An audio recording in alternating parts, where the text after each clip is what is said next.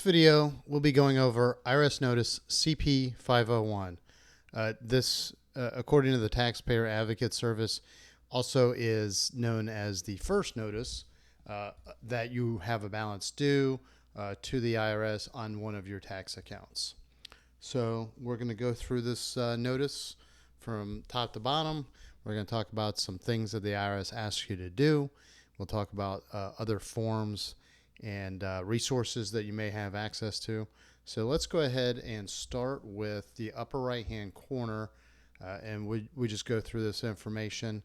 The notice number, CP501, for the tax year, in this case 2017. The notice date is January 28th, 2019. And then you see the taxpayer ID number, phone number to contact the IRS, caller ID number. So the most important part of this is the notice date. So, and the reason why is because a lot of times the IRS will place a requested action item, due date, based on a certain number of days from the notice date. So I'm going to take a quick look at this to see if I can point out an example. The only thing that I can see right here is that sometimes you can see that this date is 21 days after the notice date. Sometimes this might actually just say 21 days from the notice date. So I don't see anything that clear cut right here. So if it pops out later on, I'll point it out to you. So on the left-hand side, you see the taxpayer's name, address, city, state, and zip code. So I point this out for a couple of reasons. One, you want to make sure that this is accurate. And two, if you've recently changed addresses, then you should consider updating your IRS records with your new address. So if you're an individual, you can, or a business owner, you can call the IRS, validate your identity, and then change your address over the phone. The IRS will update your new address every time you file a new tax return. Like if you put the new address on your tax return, the IRS will update your records that way, or you can file the IRS change of address form. So for individuals, that's IRS form 8822. For business owners, it is IRS form 8822-B. So let's take a closer look at what this is. So it appears that this is a taxpayer's Form 1040-NR, which is for non-residents for the tax year ended December 31st, 2017. And then there's a breakdown of how this balance due was calculated. There's the original tax amount in the of $9,444.07. There's a failure to pay penalty as well as interest charges, resulting in the grand total of $9,533.53. So that's the amount that the IRS would need to receive by February 19th, 2019, in order for your balance to not increase. Paying after that would accrue additional penalties and interest, which means you would need to recalculate the amount due. So pay attention to the notice date as well as the due date. If you have an installment agreement plan in place, then you can continue with that agreement. This is a formality for people that have already taken some sort of action. So an installment agreement, if you're a debtor in a bankruptcy case, then this is really for your information only. You won't receive another notice while there is a stay on the collections process from the IRS. So, the IRS does follow the bankruptcy process. This notice is not intended to circumvent that. So, there's a payments stub. Basically, if you wanted to mail a check or a money order, you can cut this part off of the bottom of page 1.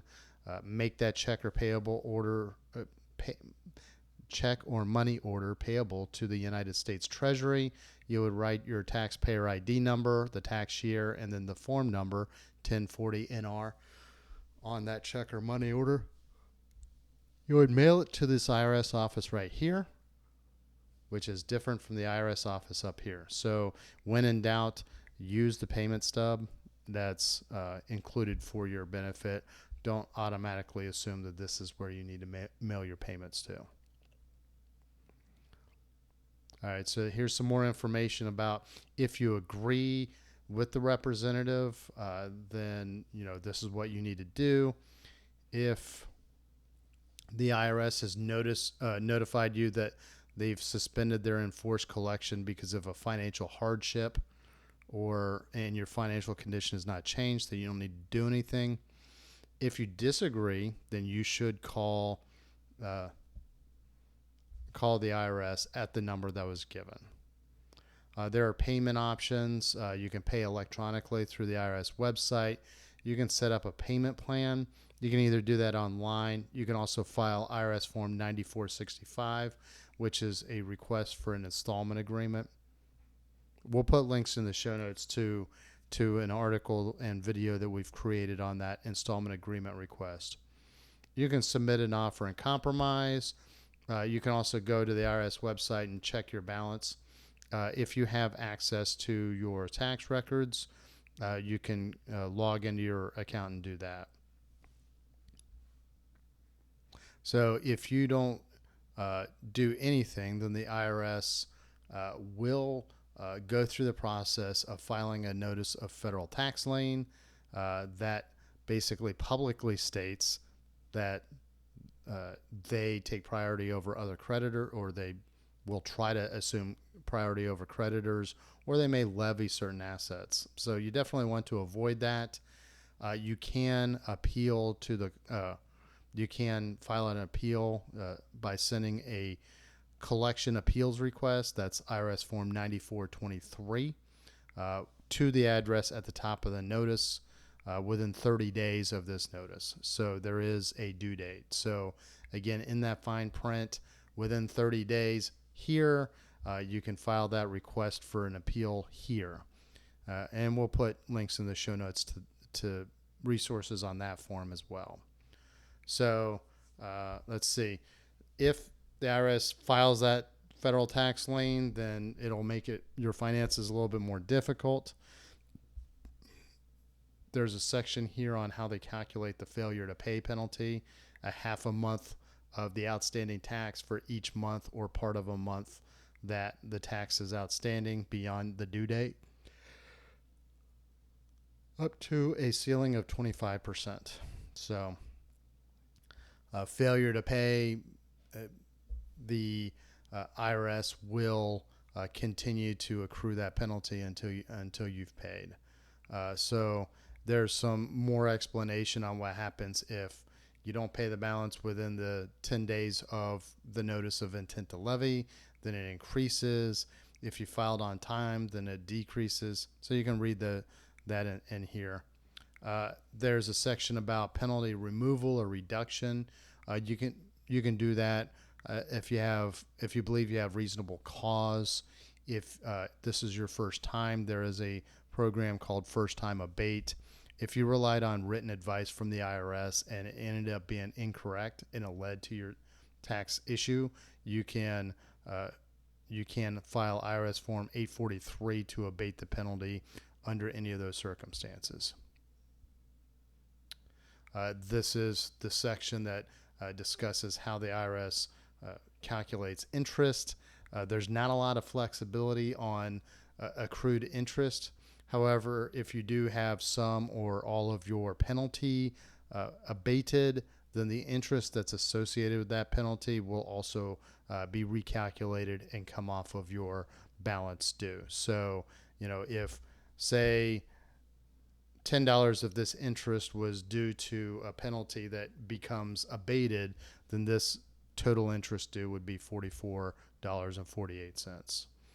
There's a calculation based on interest rate for each quarter that you had a tax debt.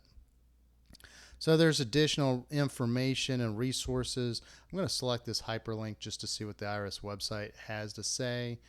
Usually there's a page that kind of covers very similar information about the notice.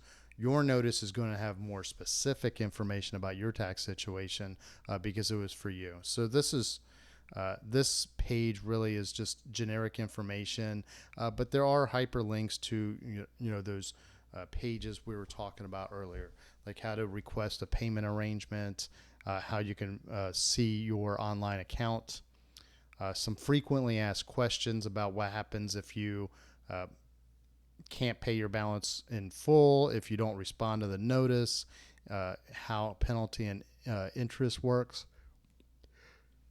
You can also file an amended tax return by filing IRS Form 1040X if you if you notice that there is a mistake, or if you feel like you're being charged on taxes based on a mistake that was in your tax return.